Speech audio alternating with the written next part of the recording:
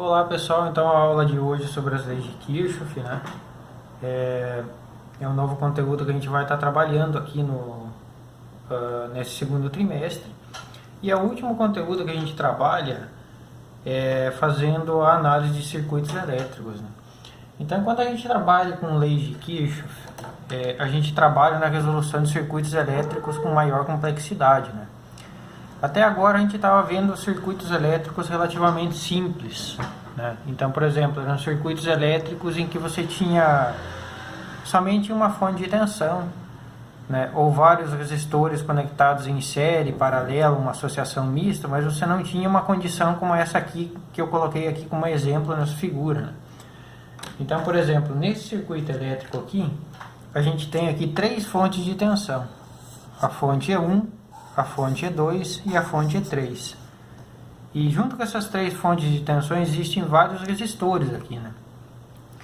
Então, usando as leis que a gente tinha trabalhado até agora, a gente não consegue identificar, por exemplo, quais são as correntes elétricas em cada um dos resistores, porque existe mais de uma fonte de tensão aqui nesse circuito elétrico, né?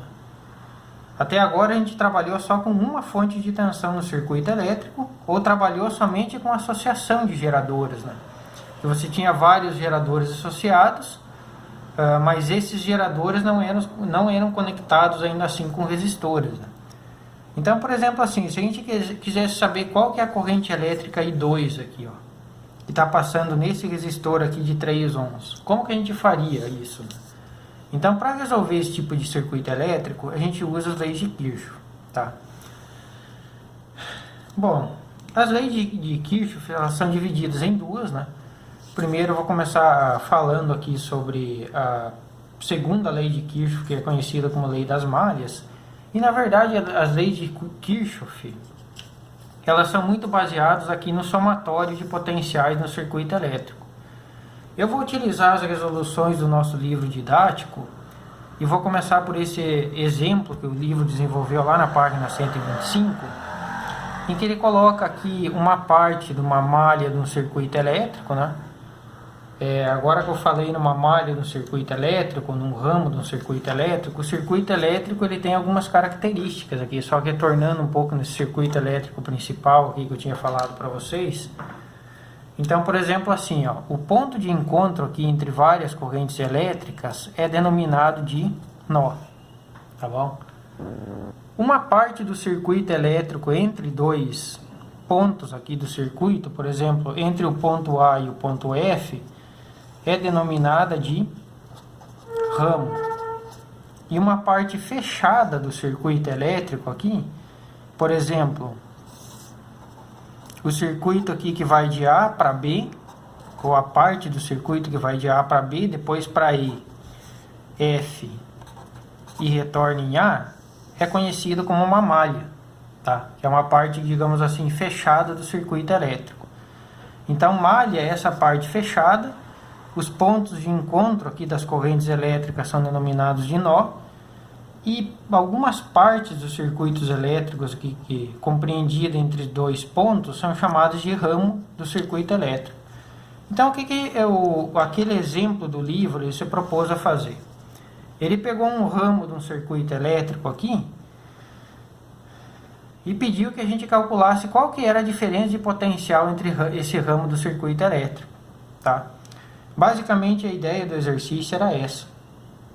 Tá bom? Quando a gente vai trabalhar com leis de Kirchhoff, na verdade, o que a gente tem que saber fazer? A gente tem que saber fazer o somatório das tensões que estão relacionadas a uma determinada parte do circuito elétrico, né? Uma coisa aqui que eu não falei, mas que é muito interessante quando a gente trabalha com leis de Kirchhoff, com as leis de Kirchhoff você pode determinar, por exemplo, a diferença de potencial em uma determinada parte do circuito elétrico.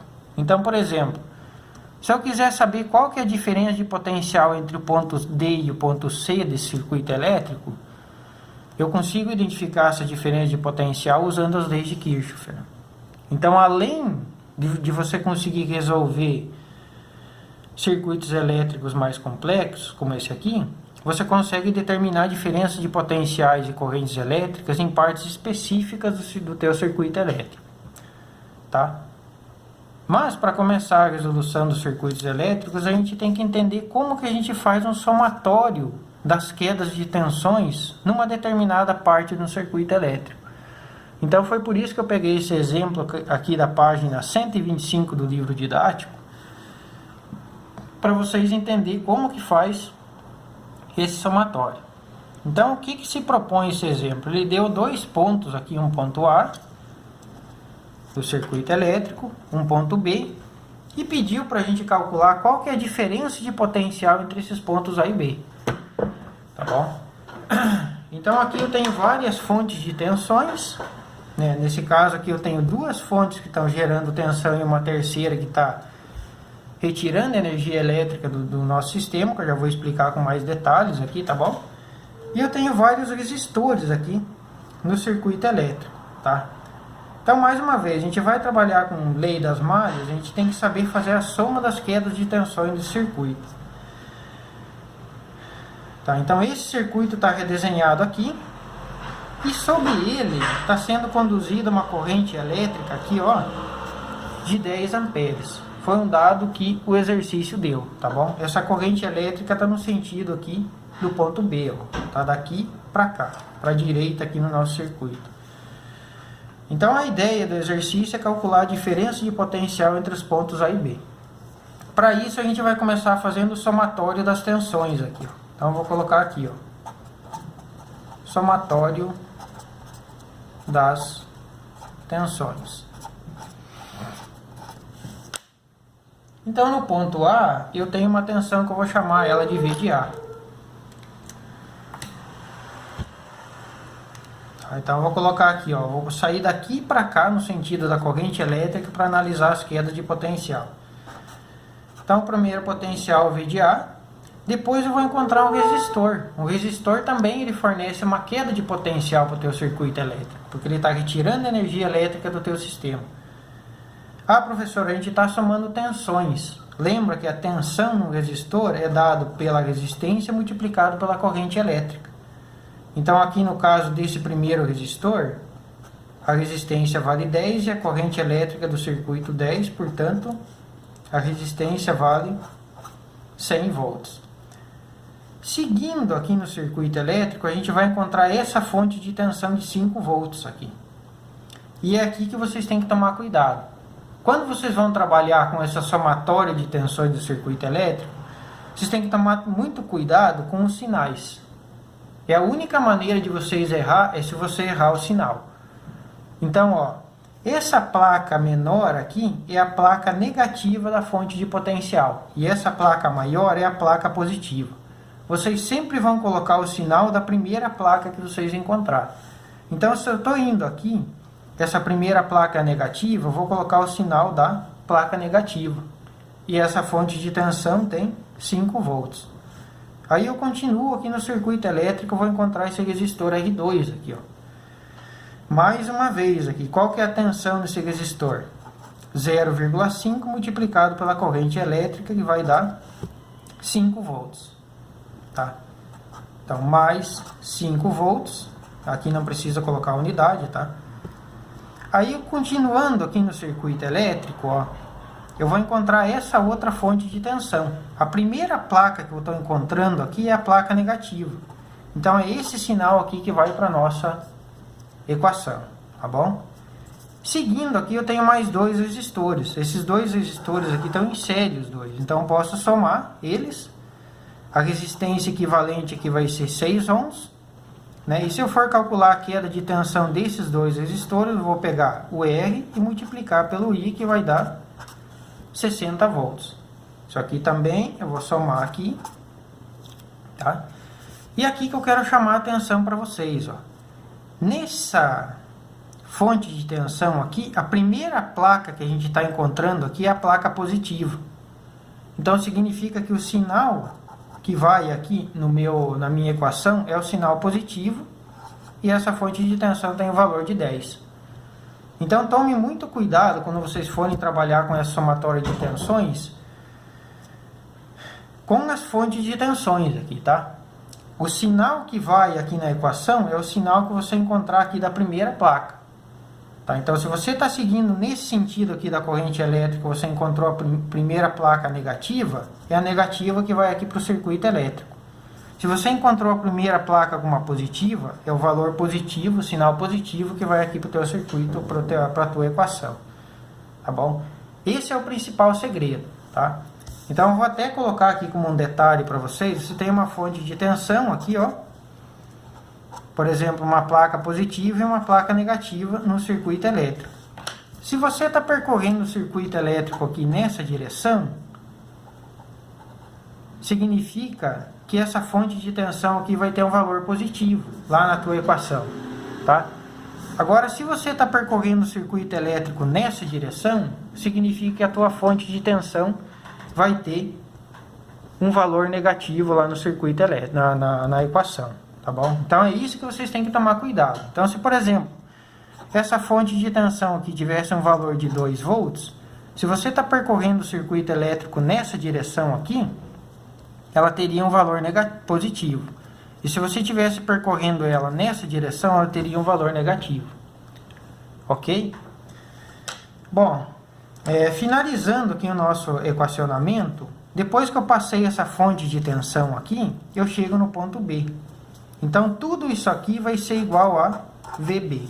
Ah, professor, mas por que você igualou ao VB aqui e não colocou o VB desse lado da equação? Imagine a seguinte condição aqui, ó. Que ao invés de toda essa parte do circuito elétrico, eu tivesse somente os pontos A e B. Então, imagina que eu não tivesse nada dessa parte aqui do circuito elétrico. Tivesse só o ponto A, aqui nessa região, ó, esse ponto A e o ponto B. O potencial no ponto A iria ser exatamente igual ao potencial no ponto B, né? Porque eu não teria nenhum outro resistor ou uma fonte de tensão entre esses dois caras aqui. Seria a mesma coisa que eu tivesse aqui um pedaço de fio, potencial VA, o fio segue aqui, eu vou ter um potencial VB. Então, nesse caso aqui, o VA é igual ao VB. Só que entre o VA e o VB eu tenho todas essas fontes de tensão e resistores. Então, é por isso que o VB está indo desse lado da equação aqui, porque isso aqui é uma igualdade. Tá bom? Partindo disso, vocês vão conseguir entender de uma maneira muito fácil, a segunda lei de Kirchhoff, né, que é a lei das malhas. E agora, para a gente encontrar essa diferença de potencial, é só fazer todo esse somatório aqui, ó. Então, eu tenho aqui VA, aqui, ó, esse 5 já corta com esse, aqui 60 mais 10 é 70, com 100 vai dar 170 menos 4 é igual a VB, tá bom? 170 menos 4 vai dar 166, então eu vou ter VA mais 166, que é igual a VB. Então, significa que VB menos VA... Opa, desculpa. Deixa eu fazer isso aqui de uma maneira diferente. VB menos o VA vai ser igual a 166 volts. Só passei o VA para lá. E aí, quando a gente olha no resultado do livro, vocês vão identificar um pequeno probleminha, porque na verdade o sinal aqui do nosso resultado está dando o contrário. O livro aqui ele indicou o resultado VA como VB igual a 166. Então, quando vocês chegarem nessa última parte aqui do cálculo da diferença de potencial, você só tem que inverter esses dois caras aqui. Eu já vou explicar. Nossa, professor, não entendi mais nada, estou muito confuso. Não. É só aqui que você vai ter que inverter. Esse é o único detalhe que vocês têm que observar para resolver diferenças de potenciais dentro de um circuito elétrico, tá? É só esse detalhe aqui que vocês têm que tomar cuidado. Então, quando vocês chegarem nesse cálculo final utilizando essa metodologia que eu expliquei para vocês, vocês só invertem esses dois caras aqui. Se você obteve VB menos VA igual a 166 volts, você só faz o contrário. Coloca VA menos VB igual a 166 volts. Tá bom? Então, esse é o único detalhe que vocês têm que saber para resolver essas diferenças de potenciais entre partes específicas do circuito elétrico. Quando você chegar no resultado final, você só vai inverter esses dois caras aqui. Tá bom? Se você obteve VB menos VA igual a 166, significa que, na verdade, o VA menos VB igual a 166 volts. Ah, professor, mas por que está dando esse resultado contrário? Então tome muito cuidado nisso aqui, tá? Vocês sempre vão ter que inverter valores da diferença de potencial. E agora eu vou explicar para vocês por que acontece isso, tá bom? Ó, eu vou puxar aqui do lado só para que vocês entendam. Veja bem, ó, eu vou pegar, por exemplo, só uma parte do nosso circuito elétrico, nem preciso pegar uma parte do circuito elétrico para explicar para vocês o porquê. Então, veja bem, ó, quando a gente partiu do ponto A, aqui eu tinha o resistor, aquele resistor de 10 ohms, por exemplo, esse resistor aqui, lembra que o resistor é um cara que está retirando energia elétrica do nosso circuito elétrico. Tá? Então, a função dele é retirar a energia do sistema. Se a corrente elétrica que está fluindo nesse resistor é 10 amperes, significa que o potencial dele vai ser 100 volts. Lembra que V igual a RI. Só que vejam bem, esse cara aqui, ele está retirando energia elétrica do nosso sistema. Então, por definição, o potencial dele seria negativo. Tudo bem? Mas eu coloquei lá na nossa equação como positivo. Da mesma maneira, essa primeira fonte de tensão aqui, ó. A fonte de tensão, a primeira parte dela é a parte negativa e a segunda parte dela é a parte positiva. E ela tem um valor aqui de 5 volts. Tá bom? O que significa eu tirar uma fonte de tensão do negativo e elevar para o positivo? Significa que eu estou fornecendo energia elétrica para o meu sistema. Eu estou fornecendo 5 volts aqui para o meu sistema. Não estou retirando energia elétrica. Se eu estou passando de um potencial baixo para um potencial alto, significa que essa fonte de tensão está fornecendo energia elétrica para o nosso sistema. Então ela seria uma fonte de tensão com valor positivo. Tá? Mas aqui, se vocês olharem na equação, eu coloquei ela como valor negativo. Então, por que eu resolvi aplicar essa metodologia aqui de análise? Porque todos os professores de cursinho, a maioria das videoaulas que eu acompanhei, eles usam essa metodologia aqui para você analisar as quedas de tensão no teu circuito elétrico. Porque essa metodologia aqui, ela fica um pouquinho mais simples. Tá bom? Mas, quando a gente usa essa metodologia, o problema no cálculo da diferença de potencial fica aqui. E quando você chega no valor final, você tem que inverter a diferença de potencial. Tá? Eu resolvi usar essa mesma metodologia aqui que eles, porque a gente está trabalhando então com ensino remoto, e muitas vezes o aluno que fica com dúvida em alguma análise aqui que eu desenvolvi sobre lei de Kirchhoff, ele vai querer assistir uma videoaula. E quando ele chegar lá na videoaula, se eu fizesse a análise dessa maneira aqui, ele ia falar, nossa, mas está tudo ao contrário do que o meu professor me explicou. Então, por uma questão de padronização, eu resolvi utilizar essa mesma metodologia que os cursinhos usam, tá?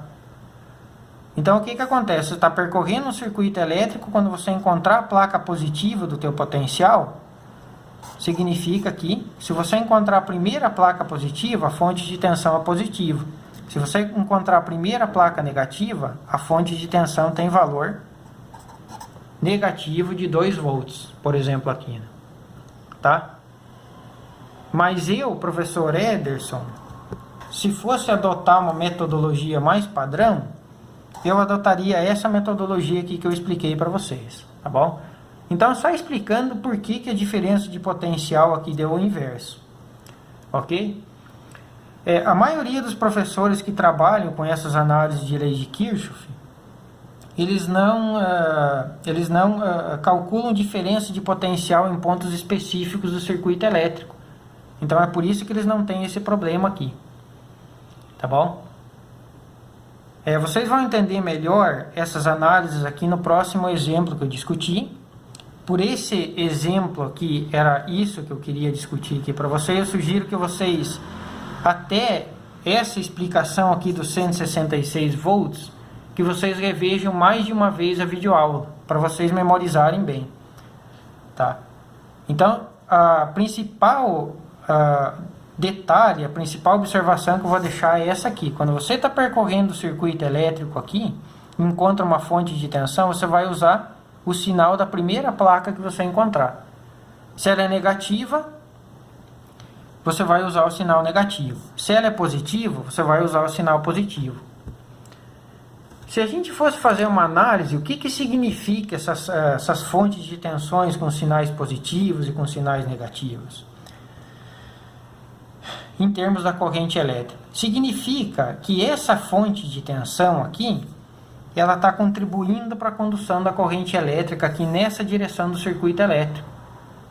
Então, por exemplo, essa fonte de tensão aqui, ela está gerando uma corrente elétrica nesse sentido do circuito elétrico. Tá? Essa outra fonte de tensão, ela está tirando os elétrons daqui e está fornecendo mais energia elétrica para os elétrons se movimentar nessa direção. Agora, quando eu chego nessa fonte de tensão aqui, o que está acontecendo? Essa fonte de tensão está gerando corrente elétrica no sentido contrário. Então, uma parte da corrente elétrica que essas duas fontes de tensão estão gerando, essa aqui está anulando. Porque o potencial dela é contrário ao desses dois aqui. Tá bom? Ou de uma maneira mais simplificada ainda, significa que essas duas fontes de tensão estão fornecendo energia elétrica para o nosso sistema e essa fonte de tensão está retirando a energia elétrica do teu sistema. Seria como se você tivesse, sei lá, duas baterias aqui e aqui você tivesse um pequeno motor elétrico aqui que está retirando uma parte da energia elétrica do teu sistema. Tá bom? Bom, esse primeiro exemplo era isso.